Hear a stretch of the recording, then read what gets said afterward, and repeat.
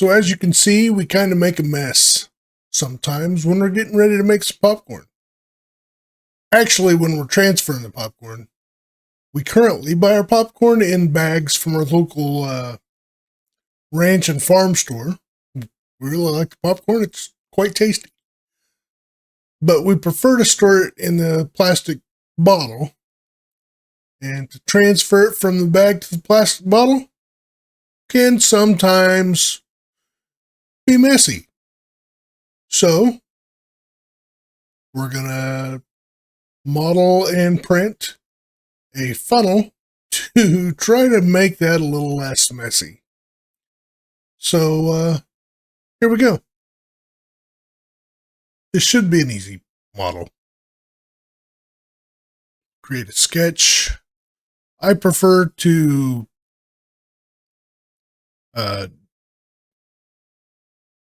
produce my models in the orientation that I'm going to try to print it, so I don't have to reorient everything every time I try to slice it. So we're going to start with a circle, and the circle needs to be 28 millimeters. I've already measured my bottle, so I know that's a 28 millimeter diameter will fit down in the neck of the bottle. Our next step is going to be to offset that circle by, I'm going to go with 2 millimeters to the outside. And I will offset that circle, the 28 millimeter circle, once again, -2, which will take it to the inside. All right. And that's all we need for this sketch. It's really simple sketch. Now we need to extrude. I'm going to go ahead and extrude the entire thing. 45 millimeters. Oops, go ahead and -45 millimeters. So I want to print this upside down, essentially. Okay, 45 millimeters. And we're going to put a 30-degree taper on it. Okay, turn the sketch back on. And now we're going to extrude the innermost. So this would be the 28 millimeters -2. So 26 millimeter circle. We're going to extrude it. -45. Nope. Let's not do that. So if I did -45, it would do the cut all the way through, which would be fine. However, if I decide to change this funnel, it could potentially, and I forget to do something else, I forget to change that extrusion, it could affect it. So what I'm going to do is I'm going to go to Object, and I'm going to go to the top surface. I'm going to put the 30-degree taper on there again, so it matches. All right, so now if I change that first extrusion, let's edit that. I want it to go, say, -60 millimeters. Hit OK. Now it automatically brings that second extrusion, the cut, all the way down to this surface right here. We don't need to do that, because I think 45 millimeters is going to be plenty. Let's go back. -45. Okay. Go back up here to the view from above. Now we need to extrude the diameter here. We'll go 15 millimeters. And that part will basically fit down inside the neck of the bottle, making it essentially hands-free once you install the funnel. And that's it for the model. Like I said at the beginning, this is going to be a simple model. really easy to make the funnel.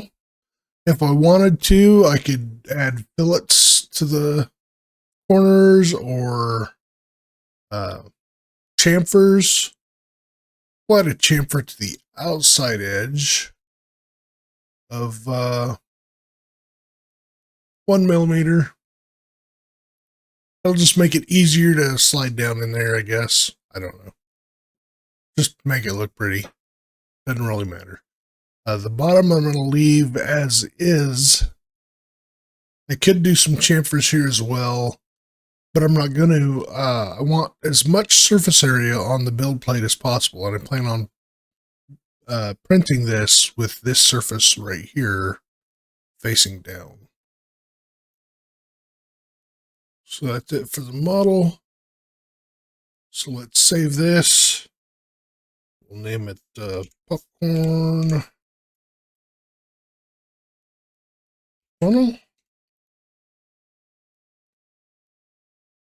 And then let's export. And that's it for the modeling. Let's go print this thing.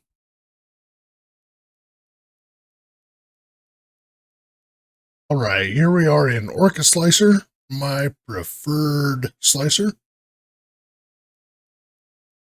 Let's drag the popcorn funnel in. Boom, there it is. And I'm probably not going to change a whole lot of stuff here. Let's check the strength, 3 walls, monochronic. Top and bottom layer. Words are hard, people. Speed's fine. I do not need support, so they are not enabled. I don't need 10% infill is fine. I always use gyroid. It's just my preferred infill. We'll hit the slice button.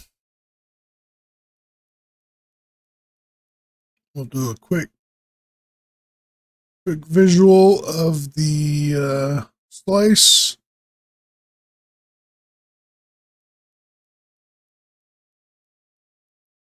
Don't see any issues. And I'm just going to go ahead and send this on over.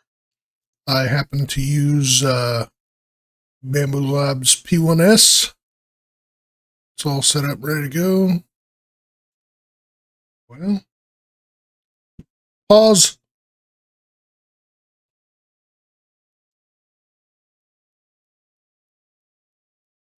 Okay, unpause. Hey, editor. Yes. I edit my own videos. Fix that. Okay. So I had to go load some filament in my AMS because I'm a moron and didn't have it. So let's resync to the material I'm using. It's not actually Overture, but that profile works really good for the filament I'm using. Let's reslice it. 45-minute print. That's okay. Not a very long print. All right. All ready to send. Let me get my time lapse set up here. Well, that's not going to work. Pause once again. Editing, Craig, fix this. Thanks. Okay. Now that I have the camera set up, one of these days I will get my stuff together and do a really good video for you guys. I hope. Now that I have my time lapse set up, just gotta wait a few minutes. Cheers. It's coffee, by the way. I just have to wait a few minutes because I have my time lapse set at a certain time, and my prep time is less time than the prep time would be done before the time lapse starts. So gotta wait about now, and I'm gonna go with now. So now we just send this over to the printer. Boom.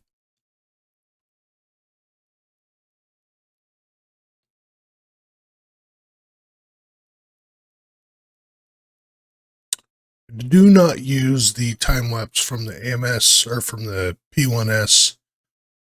I'm not happy with the camera quality, but that's fine. I have other means to get my time lapse. That being said, I turn the lamp off inside the P1S because it actually does not help my time lapse. I have additional lighting in my P1S, so it looks pretty good. So, cue the time lapse, editor Craig.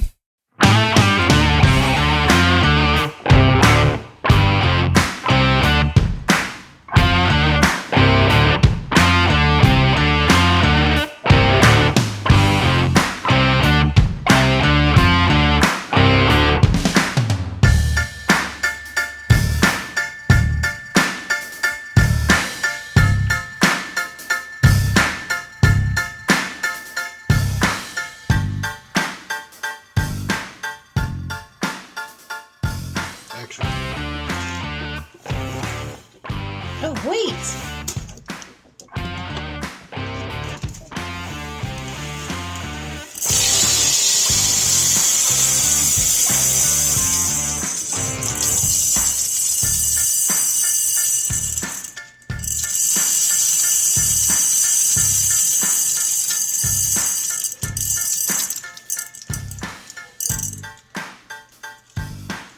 So much better.